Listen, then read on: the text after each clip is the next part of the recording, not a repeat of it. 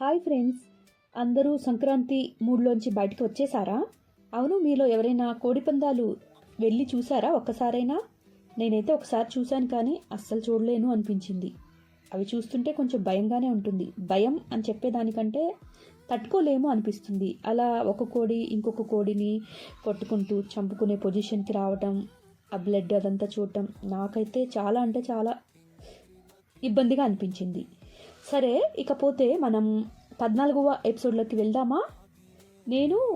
నువ్వేం చెప్పాలనుకున్నా చెప్పవే, నేను వింటాను, ఈరోజంతా నీదే అంటూ తన భుజం నిమురుతూ చెప్పాను.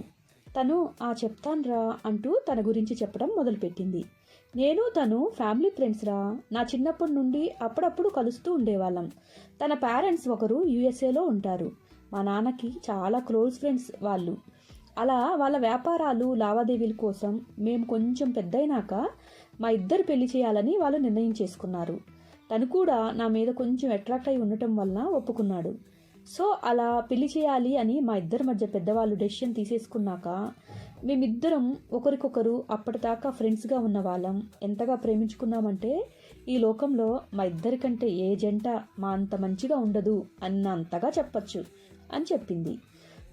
అని నేను వింటున్నాను. ఈ లోకంలో మా అంత మంచి ప్రేమికులు ఎవ్వరు ఉండర్రా అన్నంతగా నా ఇంటర్ సెకండ్ ఇయర్లో అయిపోగానే మేమిద్దరం చాలా అంటే చాలా క్లోజ్ ఫ్రెండ్స్ అయిపోయాం. ఫ్రెండ్స్ నుండి ఇంకో లెవెల్ పైకెక్కి ప్రేమ అని తెలుసుకోగలిగాం. నేనైతే నిజంగా వాడిని ఎంతగా అంటే ఇక లైఫ్లో వాడుంటే చాలు, ఇక ఎవ్వరు వద్దు అనుకునే అంతగా ప్రేమించాను. ప్రతిరోజు నైట్ గంటలు గంటలు ఫోన్లో మాట్లాడుకునే వాళ్ళం. నేను ఫోన్ పెట్టేస్తాను అన్నా కూడా వాడు అస్సలు ఊరుకునేవాడు కాదు. నీతో మాట్లాడుతూ ఉంటే, నీ మాట వింటుంటే అలాగే ఉండిపోవాలనిపిస్తుంది అని చెప్పేవాడు. నీ గొంతు వింటే చాలు, నా ప్రెజర్స్ అన్నీ తగ్గిపోతాయి, నువ్వు ఉంటే చాలు, నాకు ఈ లోకంలో ఇంకెవ్వరు వద్దు అనేవాడు. అలా నా బ్యాచిలర్ డిగ్రీ అయ్యేంత వరకు ఎంతో హ్యాపీగా మూవ్ అయ్యాం. నేను కూడా వాడితో పాటే ఫారెన్లో చదువుకోబట్టి ఇక మా ఇద్దరికీ మేమే లోకం అన్నంతగా అయిపోయాం. మా అమ్మ నాన్నలకు ఆ 4 years నేను దూరంగా ఉన్నాను. ఏదో ఫార్మాలిటీకి వాళ్ళు డబ్బులు పంపించేవాళ్ళు కాబట్టి మధ్య మధ్యలో పంపిస్తూ ఉండేవాళ్ళు. ఇంకా నీకు తెలుసు కదా అక్కడ కల్చర్, చాలా వరకు చిన్నప్పటి నుండే వాళ్ళు సంపాదించుకోవటం నేర్చుకుంటారు. ఎవరి కాళ్ళ మీద వాళ్ళు నిలబడి వాళ్ళ ఖర్చులకి వాళ్ళే ఎర్న్ చేసుకుంటారు కదా. నేను కూడా అలాగే ఏదో ఒక బేకరీలో సేల్స్ గర్ల్గా పనిచేసుకుంటూ నా మటుకు నేను నా ఖర్చులకి నేనే ఎర్న్ చేసుకునేదాన్ని. అప్పటి నుండి మా అమ్మ వాళ్ళని ఒక్క రూపాయి కూడా నేను అడగలేదు. ఇంకా వారికే అమౌంట్ తిరిగి పంపించేదాన్ని. నాన్నకి బిజినెస్లో ఏదో లాస్ వచ్చిందని నాకు కాల్ వచ్చింది ఇండియాకి వచ్చేయమని. నేను మాస్టర్స్ చదువుతున్నానా అని చెప్పినా కూడా వద్దు అని చెప్పారు. మాకు బాగా లాస్ వచ్చింది అనే మాట విన్నప్పటి నుండి నా ఫియాన్సీలో కొంచెం ఏదో డిఫరెంట్ బిహేవియర్ నేను గమనించాను.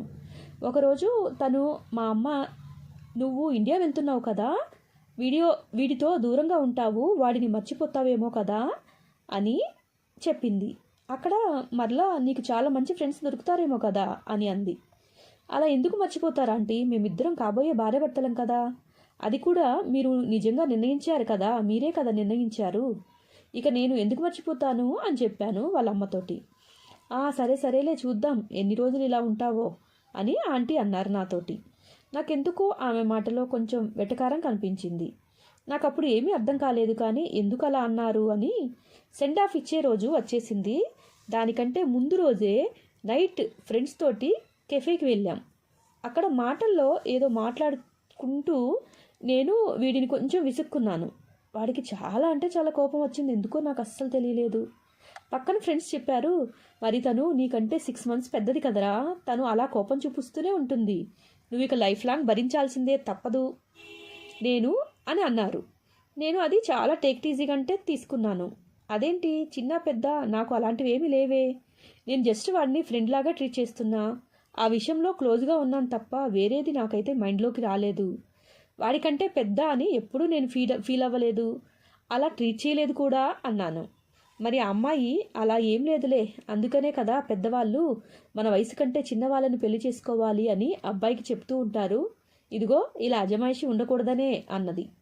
నేను దానికి అప్పుడు అంత సీరియస్గా తీసుకోలేదు. వాడు మనసులో అది చీడ పురుగులా నాటుకుంటుందని నాకు అప్పుడు అసలు తెలియలేదు. నేను ఇండియా వచ్చేసాను.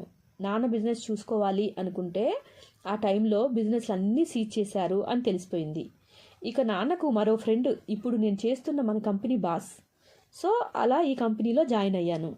ఒకరోజు ఫోన్లో తను నాతోటి అన్నాడు, నేను అందరూ చెప్తుంటే ఏంటో అనుకున్నాను, కానీ నిజమే, నాకంటే నువ్వు 6 నెలలు పెద్ద, నాకెందుకో నీకు నాకు సెట్ కాదనిపిస్తుంది అని అన్నాడు. అదేంట్రా ఇప్పుడు అలా అంటావు? నా వయసు నీకు చిన్నప్పటి నుండి తెలుసు కదా. మన స్నేహానికి అడ్డురాని నా వయసు మన ప్రేమకు అడ్డునా? ఈ వయసు మన పెళ్ళికి అడ్డు వస్తుందా అని అడిగాను. వస్తుంది, తప్పకుండా అడ్డు వస్తుంది. భార్య అంటే నాకంటే చిన్నదే అయి ఉండాలి.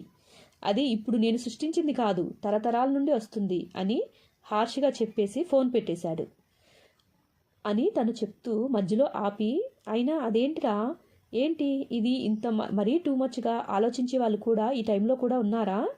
చాలా చోట్ల చూస్తూ ఉంటాం కదా, 20 ఏళ్ళ అమ్మాయికి 40 సంవత్సరాల అతనితో, అంతేకాకుండా 60 ఏళ్ళ అతనితో కూడా పెళ్లి చేస్తున్నారు.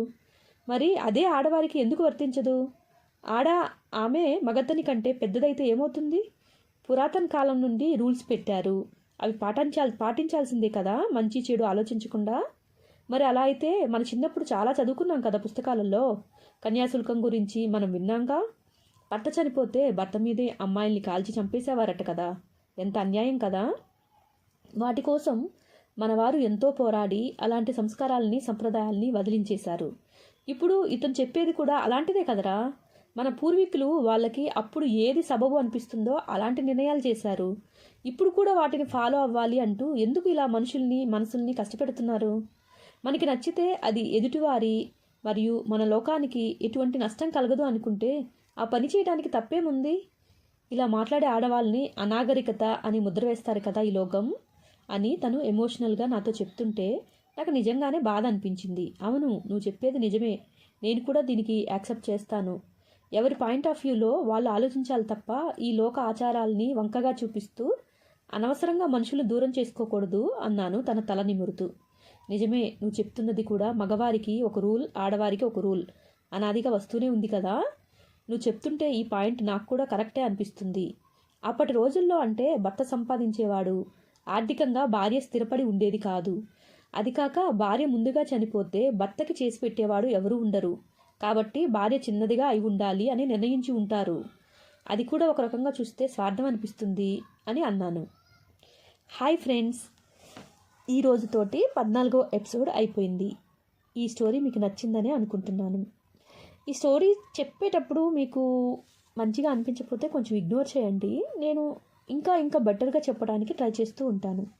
ఇప్పుడిప్పుడే కదా నేను నేర్చుకుంటున్నాను మీకు స్టోరీని వినిపించడం. యాక్చువల్లీ అసలు యూట్యూబ్లో నేను చేయాలని అనుకోలేదు. బట్ చాలామందికి తెలుగు చదవటం రాదు, కొంతమందికి స్టోరీస్ చదివే సమయం ఉండట్లేదు. సో అలాంటి వారి కోసం ఇలా వినిపిస్తే కొంచెం మీరు డ్రైవింగ్ చేసేటప్పుడు అలాంటప్పుడు ఈజీగా ఉంటుంది కదా అని నేను యూట్యూబ్ స్టార్ట్ చేశాను. ఓకే, రొటీన్గా సబ్స్క్రైబ్ చేసుకోకపోతే చేసుకోండి. ఇట్లు మీ అనుశ్రీ.